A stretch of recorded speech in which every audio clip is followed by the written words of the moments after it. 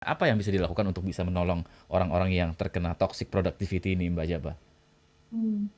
Jadi gini, pertama sih yang paling penting adalah kita kan sekarang udah tahu ya ciri-cirinya ya, udah mengenali ciri-ciri itu dan kita harus terima nih bahwa sebenarnya oh ada ya, maksudnya produktivitas yang sifatnya tuh negatif ya, kalau berlebihan jadi berdampak negatif ke kita dan kita perlu nih untuk mengenali gejala-gejalanya apa. Tadi ya, kalau gejala-gejalanya kan kita bicara dari segi fisik, emosinya bagaimana, kemudian relasi sosialnya seperti apa.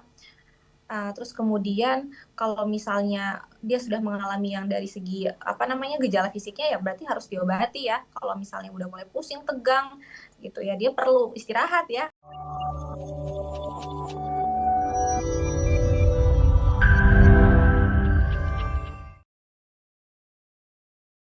Kadang-kadang kita disemangati dengan sebuah nasihat bahwa hari ini harus lebih baik dari hari kemarin, hari esok harus lebih baik dari hari ini.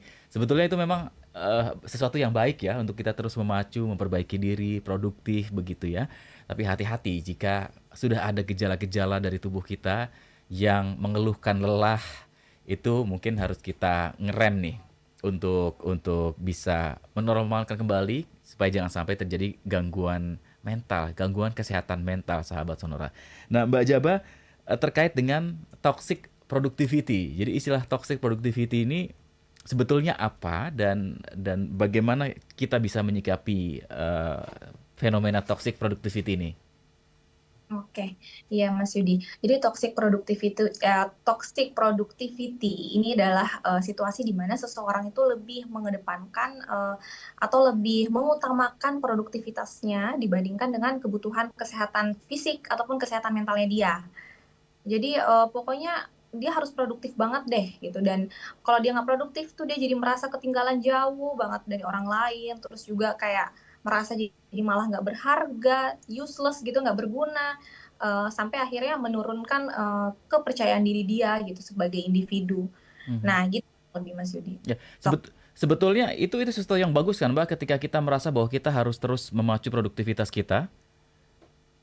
Betul, itu motivasi ya. Mhm. Kalau dia bisa dengan apa namanya untuk meningkatkan ranahnya itu bisa memacu dia, motivasi sebagai motivasi itu sangat bagus sebenarnya. Keinginan untuk bisa produktif ya Mhm. tadi ya. Tapi kan kemudian ketika misalnya akhirnya terlalu berlebihan kan juga nggak baik ya. Dan malah justru akhirnya malah jadi demotivasi jatuhnya. Mhm. Apa namanya, balikannya motivasi tuh. Jadi malah nggak motivated lagi kan akhirnya. Oke. Nah, ciri-cirinya orang yang mengalami toxic productivity ini apa, Mbak? Nah tadi yang sebenarnya sudah sempat kita Ya. singgung juga ya. Ya, ini kita perlu lihat tiga hal gitu dari segi fisik, eh, emosional dan juga kehidupan sosial. Jadi kalau dari segi fisik tadi tuh kayak udah mulai apa namanya gini ya, udah mulai overwork.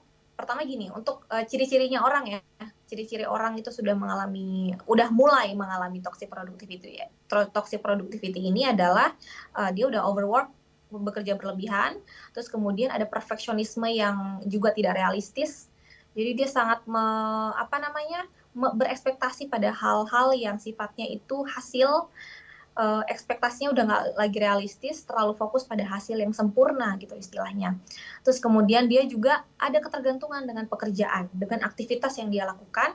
Jadi kalau misalnya dia nggak melakukan aktivitas-aktivitas tertentu, ya dia bisa sampai bahkan mungkin cemas, dan disertai dengan rasa takut ketinggalan gitu, takut akan kegagalan. Itu ciri-cirinya ya. Terus akhirnya juga mulai tadi ya karena di overwork dia mengabaikan kesehatan dan juga dia mulai mengorbankan hubungan relasi dengan orang terdekat. Jadi udah mulai minim tuh waktu bersama keluarga misalnya, nongkrong sama temennya juga udah lumayan sangat-sangat jauh terbatas dibandingkan sebelumnya gitu. Mhm. Lah, kemudian untuk orang yang mengalami ciri-ciri tadi, apakah ada yang bisa dilakukan untuk menolongnya supaya tidak semakin parah, Mbak? Ini kan berarti aspek fisiknya terganggu, potensi sakit ya, kemudian mentalnya juga, dan termasuk sosial ya. Artinya dia tidak punya waktu yang cukup untuk bersosialisasi, berinteraksi dengan teman, sahabat, atau mungkin dengan eh, keluarganya begitu ya. Apa yang bisa dilakukan untuk bisa menolong orang-orang yang terkena toxic productivity ini, Mbak Jaba? Hmm. Jadi gini, pertama sih yang paling penting adalah, kita kan sekarang udah tahu ya ciri-cirinya ya, udah mengenali ciri-ciri itu dan kita harus terima nih bahwa sebenarnya, oh ada ya maksudnya produktivitas yang sifatnya tuh negatif ya, kalau berlebihan jadi berdampak negatif ke kita dan kita perlu nih untuk mengenali gejala-gejalanya apa. Tadi ya kalau gejala-gejalanya kan kita bicara dari segi fisik, emosinya bagaimana, kemudian relasi sosialnya seperti apa. Terus kemudian kalau misalnya dia sudah mengalami yang dari segi, apa namanya, gejala fisiknya ya berarti harus diobati ya. Kalau misalnya udah mulai pusing, tegang, gitu ya, dia perlu istirahat ya. Bisa langsung, apa namanya, berikan jeda waktu untuk lebih, meluangkan waktu lebih untuk istirahat. Terus kalau misalnya memang perlu ada yang diobati, segera obati gitu kan. Terus kemudian perlu diatur nih prioritasnya, dia perlu kembali mengatur prioritas mana yang memang, patut dan lebih urgent untuk diselesaikan. Jadi meminimalisir aktivitas-aktivitas yang tidak penting sebenarnya gitu. Oke. Juga mulai memberikan batasan ya, batasan dengan mengambil jeda tadi, lalu juga, kalau misalnya memang sudah tidak bisa dikendalikan diri sendiri, maksudnya diri sendiri udah nggak bisa menangani, masalah-masalah yang dihadapi, ya konsultasikan ke profesional, gitu. Oke. Cuti disarankan untuk bisa menghadapi situasi itu ya, Mbak? Untuk istirahat Ya, sebentar? betul betul betul Bang, dan itu kan fungsinya cuti ya sebenarnya ya. Oke. Kalau misalnya dari sisi, pengelola perusahaan, misalnya HRD ya, atau juga, pemilik perusahaan sudah mulai melihat ada gejala-gejala yang dimiliki oleh karyawannya seperti ini, apa, langkah yang bisa dilakukan, Mbak? Apakah cukup konseling saja atau memang menyarankan mengambil cuti atau seperti apa, Mbak? Iya, bagus ya itu ya, maksudnya kalau kalau misalnya HRD, ya HRD ternyata perlu juga untuk lebih aware ya Mhm. dengan kondisi karyawan-karyawan gitu kan. Kalau misalnya memang terjadi seperti itu ya, memang alangkah baiknya, segera klarifikasi ke individunya sendiri gitu kan, apakah mungkin dia sebenarnya kan bisa jadi, toxic productivity itu juga kan salah satu cara dia untuk, apa ya namanya ya, mungkin dia punya masalah yang lain nih, Mhm. tapi dia mencoba untuk menghindari masalah itu dengan beraktivitas berlebih. Itu kan juga sangat mungkin terjadi ya, gitu. Jadi, sangat perlu gitu ya untuk HRD mengklarifikasikan kepada si individu apa situasi yang sedang dia alami.